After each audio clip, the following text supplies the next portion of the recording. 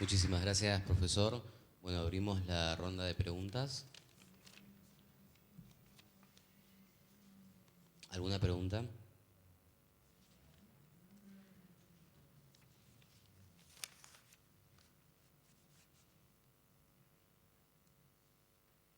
Bueno, si no hay preguntas...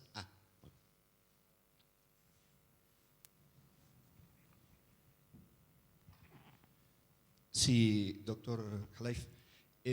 Yo hace mucho tiempo, con unos amigos, siempre decíamos que cuando salíamos a navegar, si éramos 3 los tripulantes, siempre 2 se ponían de acuerdo en perjuicio del tercero. ¿Existe, en su opinión, en esta visión geoestratégica tripolar, la posibilidad de que se conformen, en este caso, 2 bandos de 2 contra 1, y quiénes podrían ser esos? Bueno, esa es una pregunta muy interesante y yo diría hasta desafiante, ¿no?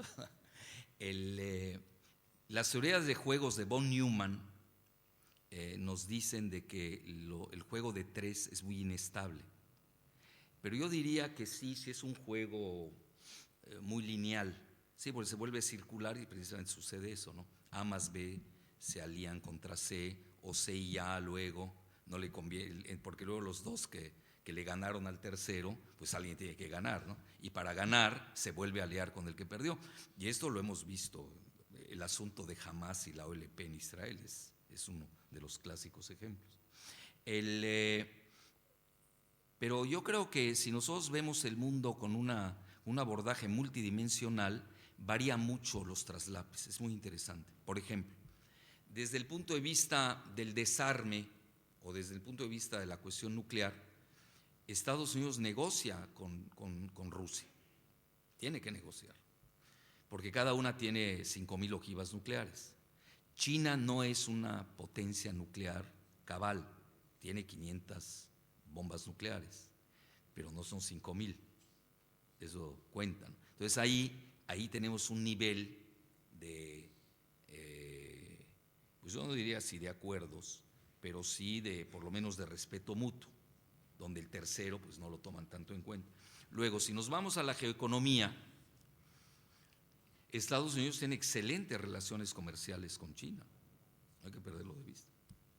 Los dos están atrapados mutuamente, como diría Hillary Clinton, van en el mismo barco en el Pacífico, ya no se pueden bajar, menos en medio de la tormenta. Y ahí Rusia como que no tiene el mismo intercambio con Estados Unidos. Bueno, luego nos vamos a la cuestión militar. Rusia y China últimamente se han acercado. Grupo de Shanghái, la venta de petróleo, de gas, que ha sido relativa cesión de tecnología de punta, es decir, relaciones que no tiene China con la Unión Europea ni con Estados Unidos. Entonces, yo creo que es muy complejo y hay que verlo, este tipo de alianzas estratificadas. Eso no quiere decir, yo diría, que no se les olvide el síndrome Maradona en Argentina, es decir, la anotación del gol, también hay que anotar goles con la mano a veces, ¿no? Que hay mucha perfidia en la política internacional. Es decir, no creo que ustedes acudan cuando hay 3 grandes que están jugando, que a veces puede ser uno sacrificado, nos los ha enseñado la historia, desde Tucídides en forma escrita. Un pequeño o mediano país puede ser sacrificado en aras de intereses entre los grandes, entre los 3 grandes. Entonces es un juego también peligroso, no es así tan sencillo, pero por eso hay que seguir la dinámica. Yo creo que mejor hay que seguir los vientos y no se equivoca uno, y tomar obviamente las precauciones de que más vale de que tenga uno 2 de los 3 a favor, para precisamente resguardar los intereses. Pero obviamente es más complejo, muchas veces depende a qué nivel queremos jugar. Obviamente, al nivel financiero, por ejemplo, Latinoamérica no juega. Esa es la gran vulnerabilidad de Latinoamérica, expresión precisamente de la Primera Guerra Mundial, de la Segunda Guerra Mundial, del orden mundial vigente. Ahora vamos a entrar a un nuevo juego, bueno, pero eso lo van a decidir entre chinos con todo mi respeto a los demás, y los estadounidenses. Es decir, yo no estoy viendo al rublo que esté jugando. Medvedev había lanzado la idea de 5 divisas. Curiosamente, 2 de ellas, el dólar australiano y el dólar de Nueva Zelanda y de Canadá, me llamó la atención. Claro, porque son países poderosos. No olvidemos que también en esta fase de desglobalización y regionalizaciones, estamos ante un fenómeno de gigantismos.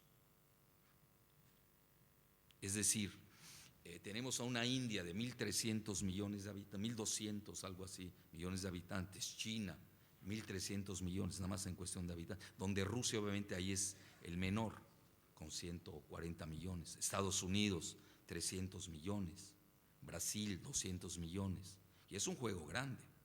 En territorio, Estados Unidos, China, prácticamente tienen el mismo territorio, 9 millones, Rusia tiene 18, etcétera. Es decir, Brasil, que tiene casi 9 millones de kilómetros cuadrados, entramos a un juego de gigantismos regionales también, con sus propias esferas de influencia. Entonces, ahí hay que saber maniobrar. Yo creo que la política… ahora, ¿por qué el éxito? Les doy el ejemplo, porque lo puse el de Irán. ¿Por qué el éxito de los iraníes en esta negociación? Por su gran flexibilidad. Flexibilidad, por ejemplo, que no manifestó Israel, que se encajonó solo. ¿Por qué? Porque es producto de un pensamiento lineal maniqueo y no ha entendido que el mundo cambió dramáticamente. Es más, bueno, los israelíes, pese a ello, juegan tras bambalinas con los chinos. Les han vendido secretos militares de Estados Unidos. Esto tiene molesto obviamente al Pentágono. Tiene a Jonathan Pollard, el espía famoso, etc. Tienen buenas relaciones con Rusia por los migrantes que han venido de esa región, pero ahí los intereses yo creo que están muy bien marcados, tanto de Rusia como de China, que no son similares, es decir, tampoco es así tan simétrico en relación a Irán.